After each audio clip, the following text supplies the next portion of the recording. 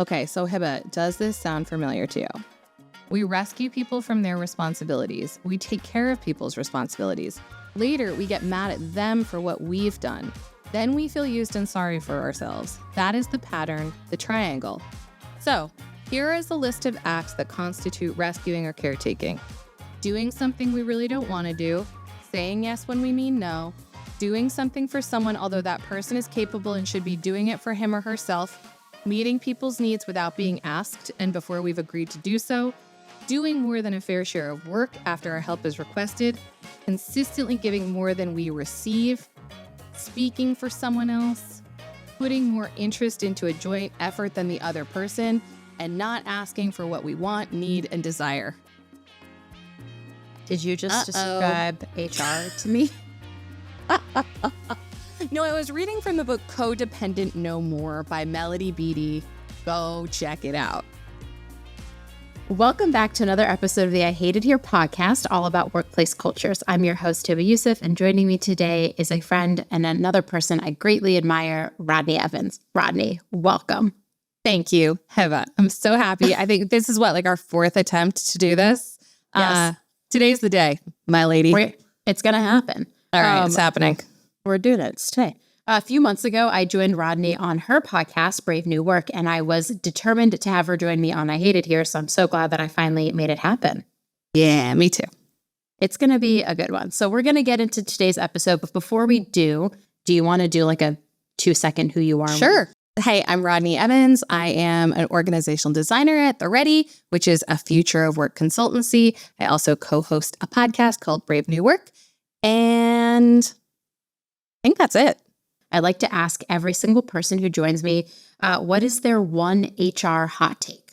This one's recent. Y'all, if it doesn't change, it's not going to be a thing. Okay, tell me more. I just think if HR doesn't actually take the evolution game seriously, it's just going to become a non-function. It will be ultimately disbanded, I believe, if it doesn't change into the thing that HR people know it should be. Wow. Evolve or die. It's an evolve or die situation for HR. Are we dinosaurs? Are they trying to... I mean, not know. It's honestly very true. It's very true. We've seen of all the things you've seen, would you say the average HR team is open to that evolution or not open to the evolution? Not open. Why? Change is good. It's healthy.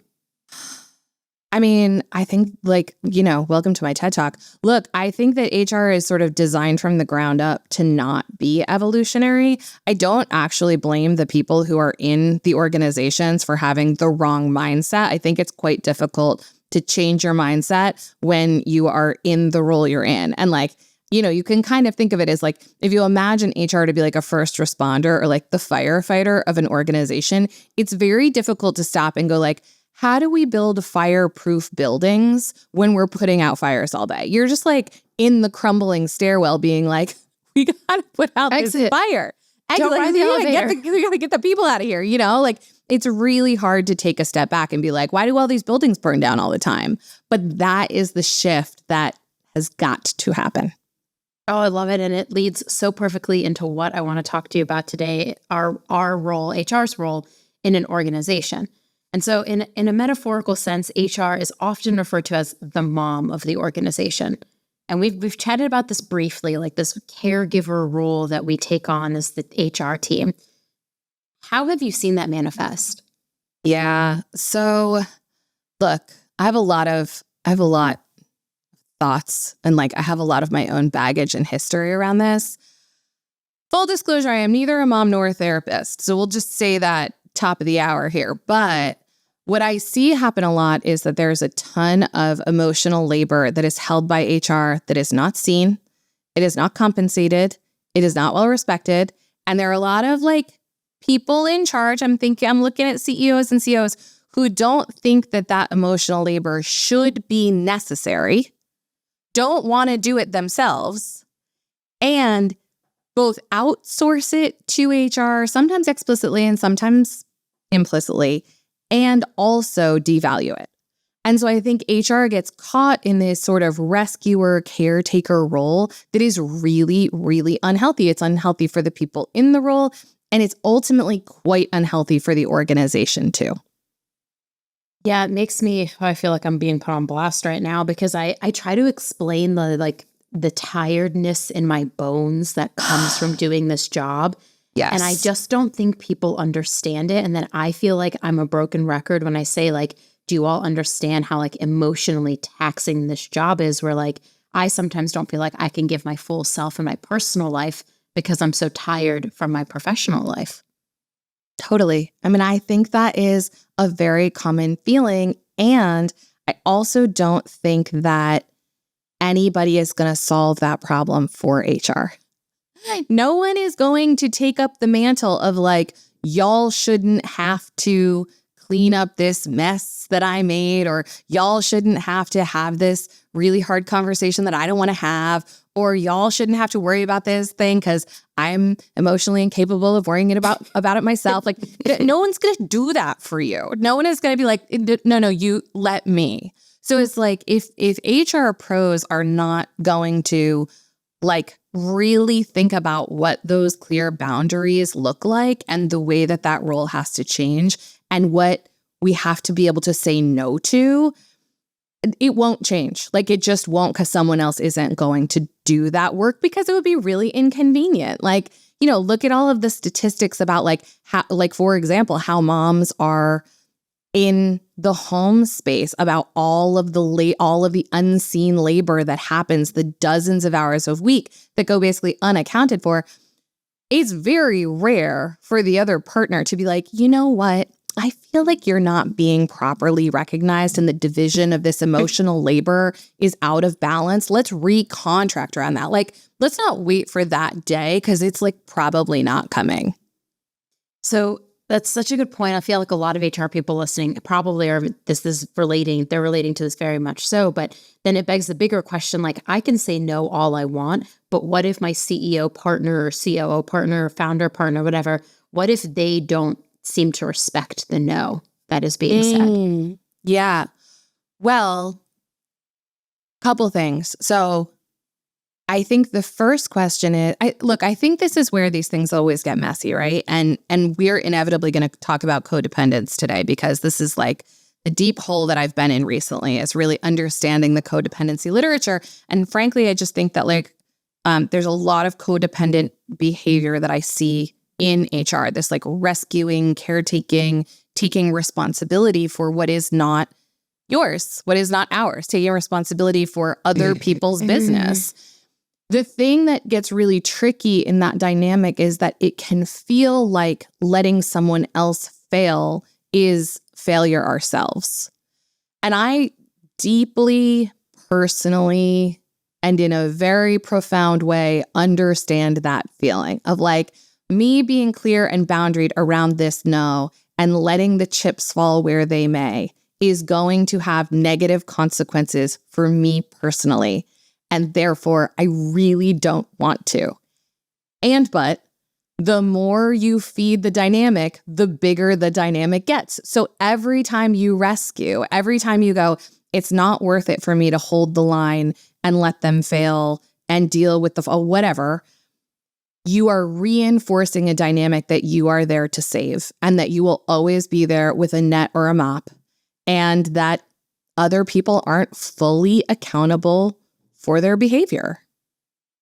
Oh my God. I feel like I feel like I'm actually in therapy right now. I mean, welcome to my life, my dude. I'm gonna start crying after this. No, but like I feel that very deeply because I do feel like some days I am the savior. Like I have to swoop in and like stop the manager from giving bad feedback, which then leads the employee to quit. And I feel like it's all on my shoulders. And then I have a hard time letting the person fail because my thought is, okay, if that person fails, they upset the employee then leaves. Now I have to basically bear all the burden of backfilling the person, helping support the rest of the team, coaching people through transitions, and doing so much more work. So sometimes I jump in to save so that the thing that I think will happen doesn't actually happen. Of course. And look, I think this is basically the way that the job has gotten crafted and has evolved over the decades. So like, I really don't think that you're alone in that. But what I see a lot, have you ever read or like heard about the 15 Commitments of Conscious Leadership? I think you told me know to those read it guys. last time. Okay, it's great. Anyway, there's this thing that is talked about in that book called the drama triangle. And it's basically this idea that like when we are in a reactive state, we swing between 3 roles. And those 3 roles are hero, victim, and villain. And I see HR wear those hats a lot, where it's like, I will be the savior. And then when I can't save, I'm like this is all on me. And I am the resentful victim, martyr person here. And then I start to get like mad. And that's where, I mean, when I was in HR personally, like I probably was the villain more often than I should have been, where I would be like, well, how can I regain control of this situation? And I didn't always do that in the healthiest way. But like we got to get out of the drama triangle, because we think that we're lessening the drama in the system, and actually we're creating more drama in the system. Yeah. But then I feel like a lot of HR people, the joke is like, oh, I went into HR because I love the tea, I love the drama. So are we just like a never-ending self-fulfilling prophecy? Maybe. I don't know. I don't think so. Look, I think here's the thing about gossip and like the drama. First of all, I think anyone who says that like they went into a job because they love the drama should probably take a look at what's underneath that. And like, what is it about being included in secrets, or feeling like you belong, or feeling like you know things that other people don't know? What about that is so appealing to you that you like made it your work identity? Because like there might be something to unpack in Therapy. that. Maybe a little therapy. I don't know. I mean, I've done a shitload of it. I don't think it hurts anybody who's in a helping profession to also be getting some help themselves to understand the dynamics that they bring to a system or a group of people. But the other thing is like, it's funny because we've debated this at times at The Ready, which is the company I work at, about like gossip and when it's okay and when it's not okay, and whether it's toxic, et cetera. And where I've kind of landed on this is like, I think to be human is to gossip, actually. Like, I don't think that there is a way around it. I think that it can be quite healthy, because effectively what gossip is doing, if you look at literature around like early tribes, what gossip is effectively doing is establishing rules. So it's like you and I, when I bring you a piece of gossip, what I'm really doing is saying, Hebba, this is the behavior that's unacceptable to me. It's not really about that. It's about me clarifying with you what I think is okay and how I want to be treated. So I don't think on its face it's necessarily bad. What I think is bad is when cycles of gossip never turn into anything. Like, we've all been in the, I've been a business partner, I've been a chief people officer. We've all been in the role where every week somebody comes with the same axe to grind. And it's just like, I want to talk shit about Margot. And it's like, dude, are we going anywhere with this? Or is this just like rinse and repeat? And I go, I'm really sorry that that's happening to you. What have you said? What have you tried? What's the conversation you want? Blah, blah. I'm doing my coaching. And then next week is just, we take it from the top. That's where I think it's really unproductive, and where it starts to seep into the system and poison it. Yeah, but what if the thing they're complaining about, like, you should change, but you don't have the power to change? Give me an example. Oh, I love this. A little bit of role playing on the podcast. Okay, let's say someone comes to HR with a situation with an employee, and the employee is a jerk to other people. They're consistently a jerk to other people. And the managers tried intervening. It's just not happening. So now they come to HR and they're like, why do we keep this person here who is a jerk? But you like need that person. Usually it's a person in sales. I've seen this situation happen time and time again. You have a brilliant seller who's an utter asshole, but you can't get rid of them because they generate revenue. Yep. And so what if that gossip is less gossip and more like, literally, you need to get rid of this person. I'm going to keep complaining every week, but you as HR can't say, I have to go get rid of that person because they're going to bring in revenue for our company. So I think as the HR person, you have two options in that situation.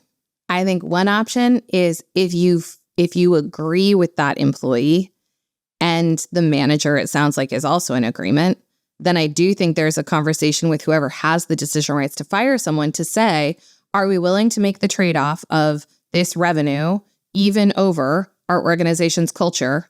Yep. I can't personally make that decision, so somebody else needs to. If it was my decision to make, I'd say no. But if you guys want to make that trade-off, fine. But let's be clear that that's what we're doing. And if that is how it breaks, that's what I say to an employee. I'm like, look, bro, I hear you. I also think that guy's an asshole. And we need the money. And I've had the conversation, and the trade-off that was chosen is the money, even over the behavior. I can't talk to you about this anymore. There's nothing else I can do. And that's where the boundaries come into play, where it's like, we can't keep having this conversation because there's nowhere else for it to go. If there was a decision point, that decision has been made. And the decision we made was money even over culture. If that means that you can't stay here, that seems very understandable to me.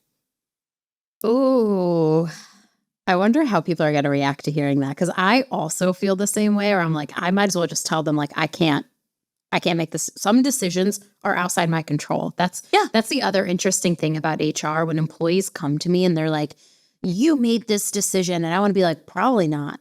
I probably gave guidance to actually make the opposite decision, but like, it's not my company. So I get vetoed sometimes, right? Like if it were my company, I would do it differently. I feel like every HR person listening to this probably thinks to themselves on a weekly basis, I wouldn't do it that way. Of course.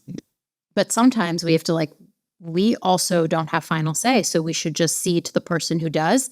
But then I think the flip side is like, a lot of HR people don't want to say, oh, well, the CEO made that decision. Or why not? Because we feel this like insane pressure to take accountability for everyone else. Exactly what we were just talking about. Yeah. We are seen often as, we think it's better to be seen. I don't want to speak like in generalizations, but I do think a lot of HR people think it's better that we are the villain than like a CEO or someone else, even though I bet you the employees see right through it.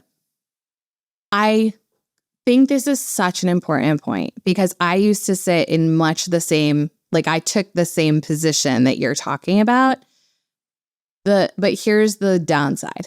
One is the employees already know that you 100%. Don't have the final call. So when you sit there and like salute the flag, they know you're full of shit, which hurts your credibility. Two is you're a safe place for them to come and like vomit all of the things that they disagree with. And then either you like pat them on the head and they go away, which is patronizing and also ineffective, or you go and try to influence the person who actually did make the decision. And what happens in that situation is that person is now shielded by you from the real story and the real emotion out in the field. So you are not putting that, call it the CEO, in the seat to get the real data, get the real feedback from the population of how their behavior is being felt or heard or interpreted. And this is the cycle that we're talking about. You are taking responsibility for someone else's thoughts, feelings, or behavior. And as a result, this case, the CEO, and as a result, that CEO will continue to be less accountable for their own thoughts, feelings, and behavior. Because why should they be? They don't have to feel the pain. They're not taking the phone call. You are. Yeah, definitely not. Like Oh, this is such a good point. Yeah. And look, it's hard. The other thing is, and here's like the shift that's underneath that's like really important. And that frankly, I couldn't see until I was out of the role. I couldn't see this when I was still sitting in the seat with a CEO side by side. I will not speak for any other HR people, but I used to feel like a lot of my reputational value in the system was being seen as someone who had the CEO's ear, who could influence him, and who did kind of, I don't want to say toe the line, but like those things get wrapped up together because to me, it felt like if I didn't toe the line, I wouldn't have that trusting relationship and he wouldn't necessarily consider me like his confidant and his advisor anymore. I put those two things together where I was like, I am only going to be in this sort of privileged position with him if I toe the line. And what that prevented me from doing was holding him accountable to his behavior when it was shit and actually becoming a strategic leader myself, because I was mostly just seen as somebody who could manipulate somebody else really effectively. And like, yuck, as a job, yuck. It does feel like a lot of our job, I mean, at its very core, influencing is a sense or a type of manipulation. It is 100%. And I joke about this very openly. I'm like, if I was an evil person, I would manipulate for bad. But I am a good person, so I try to manipulate for good, meaning like I'm going to try to influence anybody to be more empathetic to the employee experience and what the employees want. Like that's how I use my power. But it can be very dark very quickly, where suddenly you find yourself spending most of your day just being a political person in an organization. And I find that very interesting because I don't love the drama. I'm the person who will just tell you to your face. Like, I'm not going to go gossip about you because I'm going to be like, here's how I feel about you to your face. It's been really hard in HR. Can't really do that very often. But the other piece of like the drama and the gossip is like this role of the politician in any organization. And so we're finding that like we're gravitating towards the drama, the secrets, and then we're also playing a politician role. And not to mention, we're also the mom of the organization. So we're doing all of these like very emotionally taxing roles just to make workplaces better. Well, and my question is for the people listening who are like, yeah, that is a job, that like Bermuda Triangle of behaviors. I'm like, is that making the workplace better? It doesn't feel like it. Influencing and politicking and triaging people's emotions actually making the culture better? My guess is not in most cases. And so I think it's both. I think not. And I also think all of those kinds of behaviors tend to be like self-reinforcing. It's like the more emotional labor we do, the more need there will be. The more politicking we do, the more politics there will be. The more influence. I was in a project, this was funny, a couple of years ago, I was doing this project. And so what I do for a living is actually like organizational design. We look at the system level of companies and try to help them with their ways of working so that they end up with the culture that they want. So we don't go in and say, here's what your culture should be. We go in and say, what are we designing for? And then we look at the actual operating system to be like, well, what's your strategy? And how do you do resourcing? And how do you do hiring? And how do you make decisions? And how do you have meetings? Stuff like that. Because like all of that stuff leads up to culture. Here's my point. I was working with a big pharma company a couple of years ago, and they were deciding between working with us on doing system change and doing this gigantic and very expensive training program around influencing for their project managers. And I was like, anytime the word influence is in the mix here, it is a bandage for something that has gone wrong in the system. If it is anybody's job to be influencing anybody else, you have system work that you should be doing instead. Yep. So like, I think to the extent that HR gets caught up in that, it's like, what is underneath that's broken in the system when you're doing influencing? And it's usually authority. Usually we're influencing because the decision rights are not clarified or they're in the wrong place. If I had $1 for every time I ask somebody who has the final decision-making rights here, I would not do this job because I would have already made billions, because I literally ask that question all the time. I even asked it recently where I was like, can we just have a decision matrix? Literally, I just need 2 columns. What the decision is, who needs to be notified, who has final say. Yeah. And if people could just learn to do that and even put it in JDs to say like this role has decision-making power over X, Y, and Z, a lot of the little silly things we do all day long would potentially disappear, and you could actually focus on doing the work that makes cultures better. 100%. And like in our company and in projects that we do, this is one of the shifts that always happens, is we go from monolithic job description to something that looks like a role description, and it has a very small number of sections. Purpose of the role, and I do mean purpose of the role, like why do we have this job here? 3 to 5 accountabilities, attendant decision rights. So what are the decision rights that you need to hold to deliver those accountabilities? Because if you have an accountability for a world-class compensation system and you don't have the authority to change the compensation system, that's fucking dumb. I'm laughing because I'm feeling really seen right now.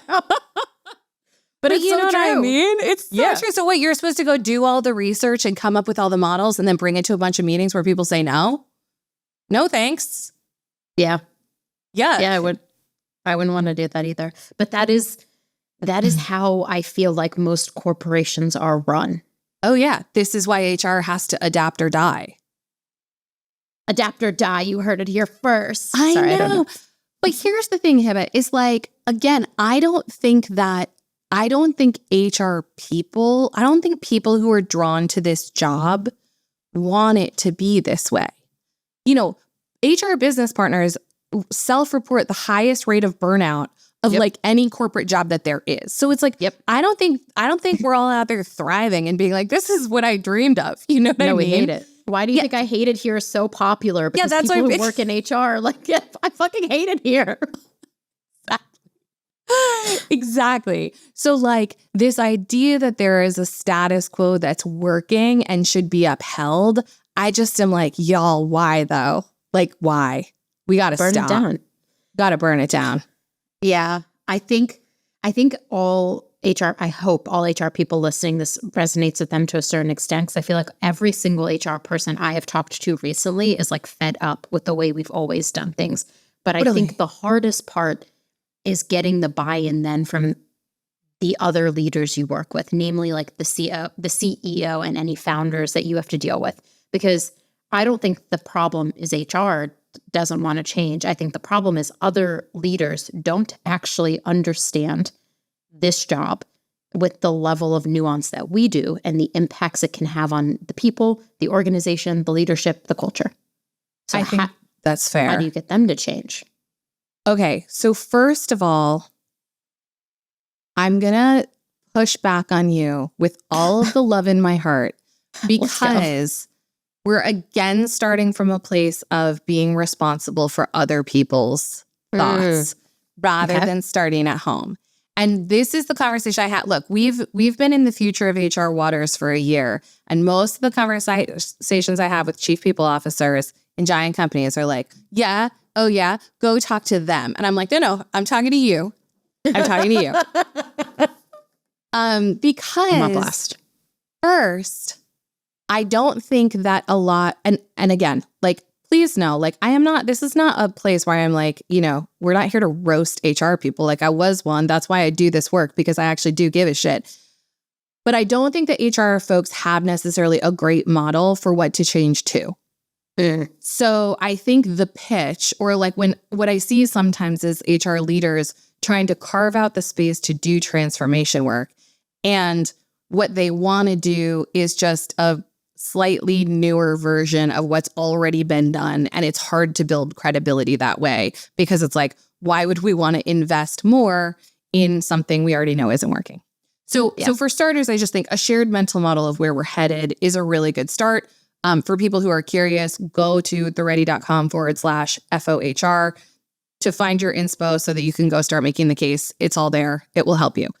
That's number one. Number two is figure out where you want to go, and then just get the permission for what you need to get there.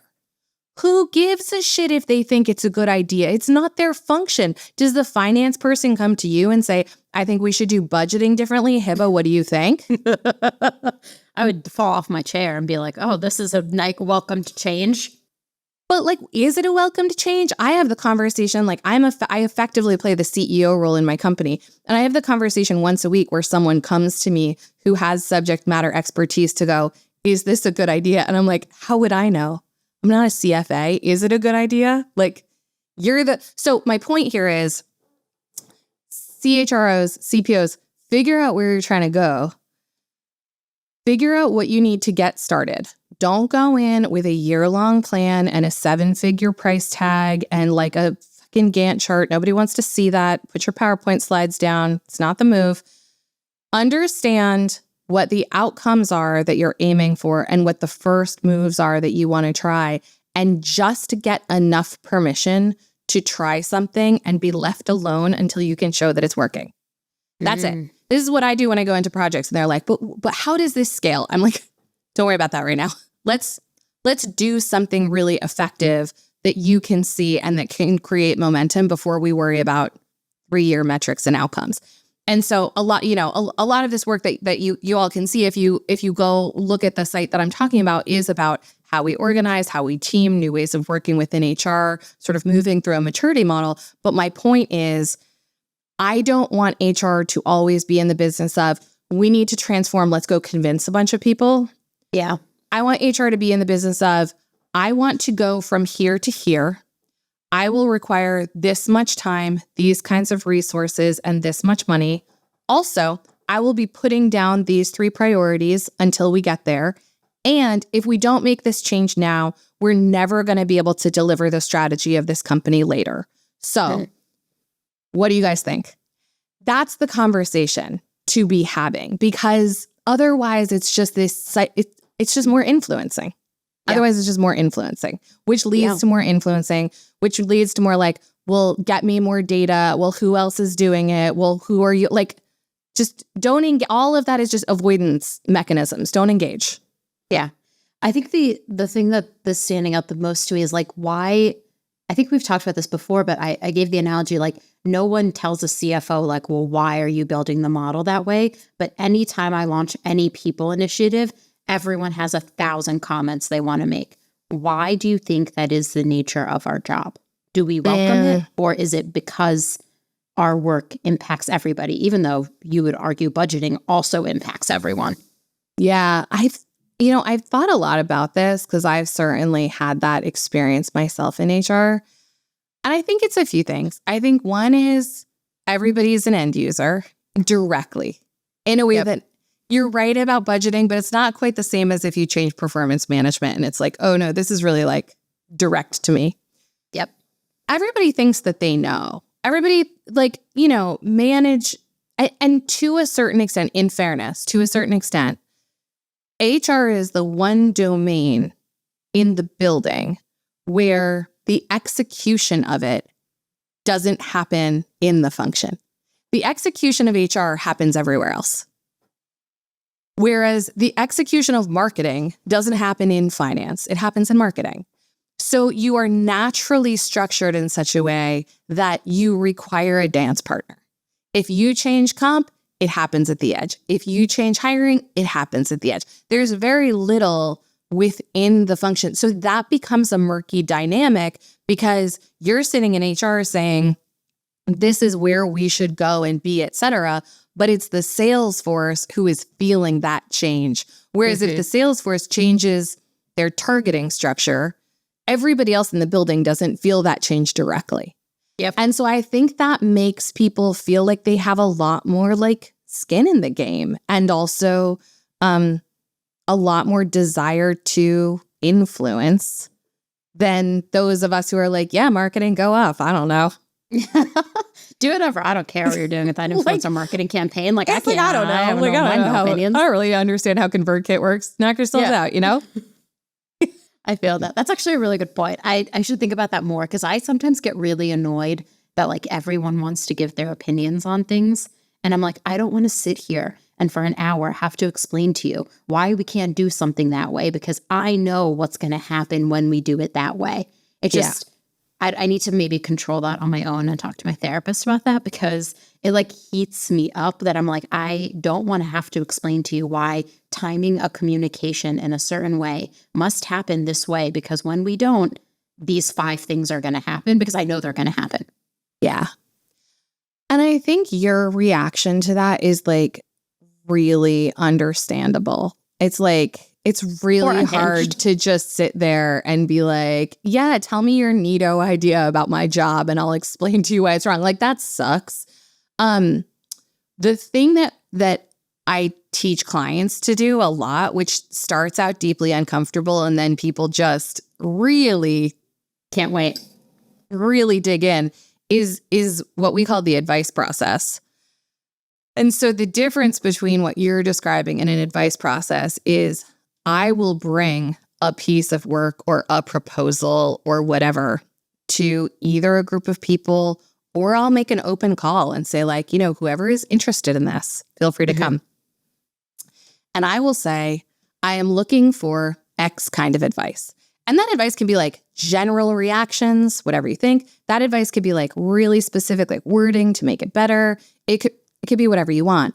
And then my job is to sit and listen to the advice, not get into any back and forth about it, with the understanding that I will take what's useful and leave what's not.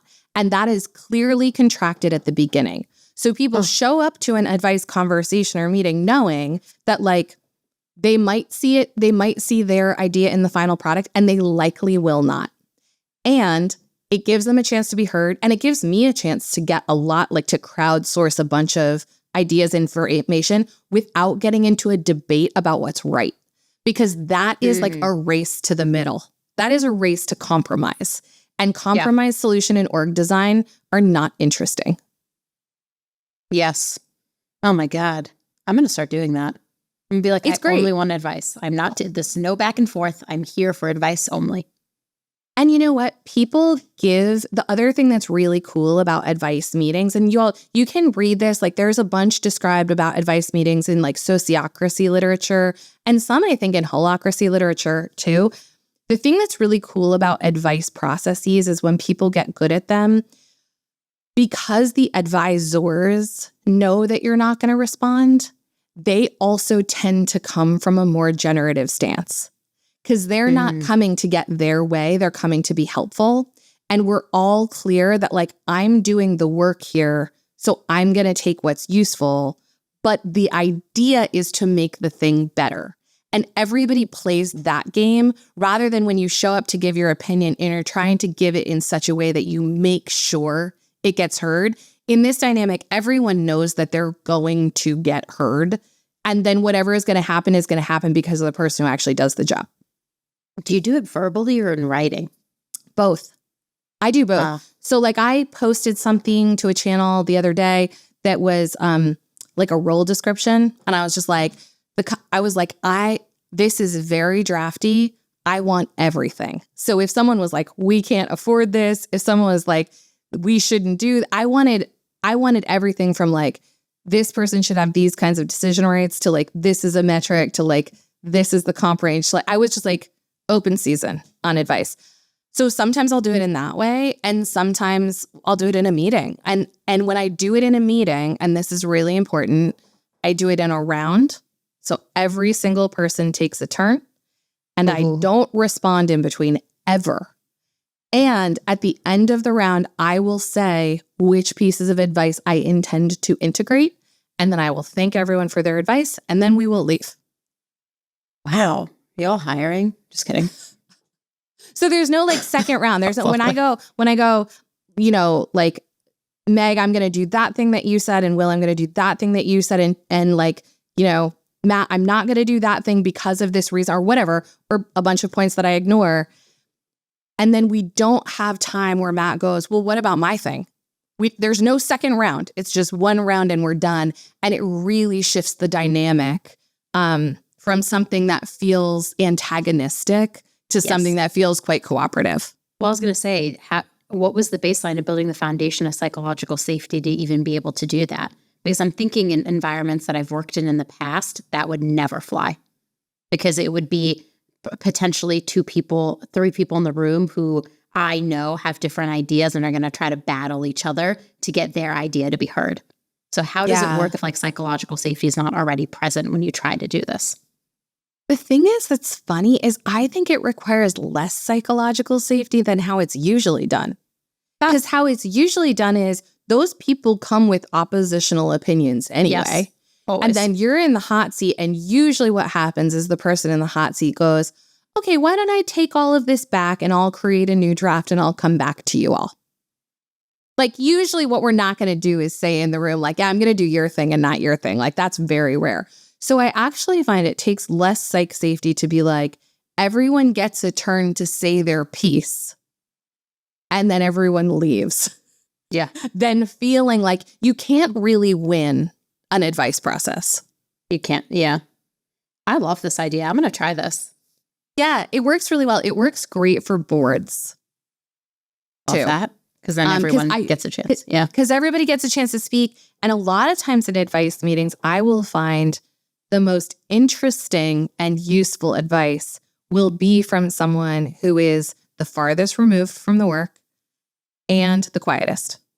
There will often be someone in the meeting who like seemingly has nothing to do with this thing that I'm bringing, who will say something super smart. And I'll be like, holy shit, that completely changed my thinking about this.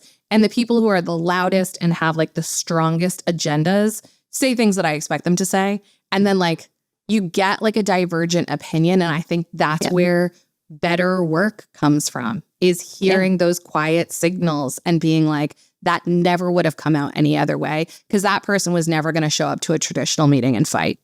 No. I love that. I'm like now rethinking all my meetings that feel like fights. Because I made a joke yesterday. I was like, I know we had an argument. And the person in the meeting was like, we weren't arguing. And I was like, why is that? My default is we're arguing because we're having different ideas on how we want to get something done.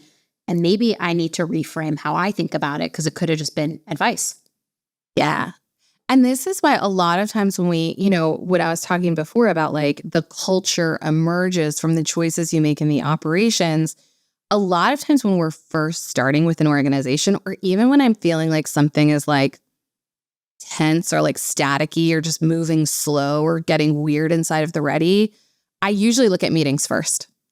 I'm usually like, if you show me your meeting, I'll tell you what your culture is. Ooh. That's spicy. I'm like, if you want to change the culture, change the meeting first. Yeah, change your meeting. Yeah. Don't say what the culture is and then go do your meeting. Change the way the meeting is and see what happens in the culture. Because when you have an operating rhythm of interactions that are designed for outcomes, like making the best possible product or making the best possible decision or getting the most people's needs met or learning from the past, those are sort of the standard 4 that are in our operating rhythm, then you have a certain kind of culture that comes out of those interactions. Ooh, so look at those meetings, look at those, because that does inform all your culture. Your culture is essentially how your employees show up and behave. Yeah. And if they're showing up to meetings, antagonizing each other and like fighting over getting their voice to be heard rather than collaborating with each other, what kind of culture do you actually have? Yeah, totally. I used to work with a lot of like veterans and some of them were quite senior leaders when they were in the military. And one of my favorites of those guys was a general and said to me once, you can tell anything you need to tell by any group of people by how they communicate and how they make decisions. And he was like, you don't need to know anything else about them. And I always thought about that because I think it's really true. What a full circle moment, because we started talking about the communication and how HR shows up and are we in politics or drama? And now we're circling all the way back to our meetings. And so I feel like that's a really good takeaway. Look at the meetings, look at how people make decisions and how they communicate with each other. This has been amazing. We've touched on so many great things about the role of HR, what makes it so hard, how HR has to evolve or die. You've heard that here first. Oh no, I feel like I'm going to get hate mail. No, I do think everyone, my whole ethos, if I hate it here, is like, we cannot do the thing we've always done. It is not working. Right. People are very unhappy at work and your HR team is very burnt out. We have the highest job change of any function on LinkedIn. And so it's like HR people are not putting up with it. And I think a lot of people listen to this and reach out to people that I bring on this show because they want to change how the way of work has always been done, which is, I know, the Ready's whole ethos. Before we wrap up, what's your one HR hill to die on? Do you have one? I mean, it's probably performance management. What's performance? It's like, always just performance stop. management. Just stop doing it. You're making everything worse. Just stop. I love that because that is also how I feel. No, it really is. It like don't make it better. Stress, just stop doing it. Just stop, or think of a better way to do it. I think performance management to an extent needs to happen, but I don't think in the way that we've always done it is safe, effective, or even useful. 100%. And I would add to tie our takes together. I don't think that you can iterate it from where it is. I think you have to stop what you're doing and start with a blank sheet of paper where you're designing for the outcome that you want. Because what is already there and entrenched is fundamentally broken. And so you got to start fresh or you'll be constrained and limited in your thinking by what already exists. Yeah. I love that. Okay, Rodney, I have loved our conversation today. Actually, I love every conversation we've ever had. You leave me with a lot to think about. I'm going to go back into my own organization and really think about the decisions, how we make them, how we communicate with each other. And I'm going to look at our meeting schedule because now I have a lot of thoughts percolating from what you said. How can listeners get in touch with you? How can they find you and reach out to you and get to know you more?